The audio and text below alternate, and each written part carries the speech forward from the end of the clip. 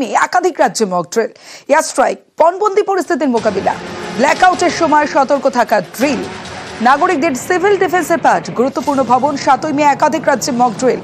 গুরুত্বপূর্ণ ভবন ও ব্রিজ রক্ষার পদ্ধতি মক ড্রিলে যুদ্ধকালীন পরিস্থিতির প্রস্তুতি।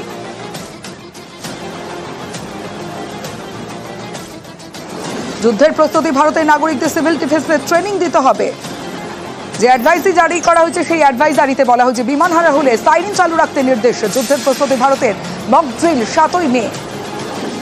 ব্ল্যাকআউটের সময় সতর্ক থাকার মহড়া। গুরুত্বপূর্ণ ভবন ও সেতু রক্ষার পদ্ধতি। যুদ্ধকালীন পরিস্থিতিতে নিরাপদ জায়গায় পালানোর মহড়া। এখন আমরা এই স্ট্রাইক করার জন্য এটা শুধু লাইন অফ কন্ট্রোলে হবে না, এটা হয় ওদের ইন্টারন্যাশনাল বর্ডারে হবে, আর ওদের নেভাল অ্যাসেট যেটা আছে, যেটা আরাবিয়ান সি আছে, যেখানে মার্কান কোস্ট আছে, গদার পোর্ট আছে, করাচি আছে, তার মানে navy, air force, strategical and missile silo যেটা আছে ওটা অ্যাটাক করবে। তার মানে এটা ফুল ফ্লেজ ওয়ার। আমার মনে হয় দিনের টাইমে অ্যাটাকটা হবে, কিন্তু রাতের জন্য সুরক্ষার জন্য এটা করলো civil defence.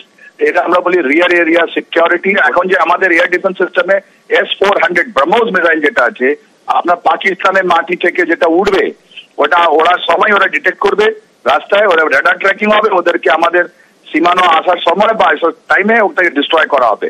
Resource war fighting capability এটা বলি। ওয়ার ফাইটিং ক্যাপাবিলিটি শুধু আমাদের ডিফেন্স ফোর্সেস নয়, ওর মধ্যে মানুষের অনেকগুলো যোগদান আছে। আর যুদ্ধক্ষেত্রে যাওয়ার জন্য প্রস্তুতি নেবেন আমি জানি, তাহলে পেছনে আমাদের কি দরকার?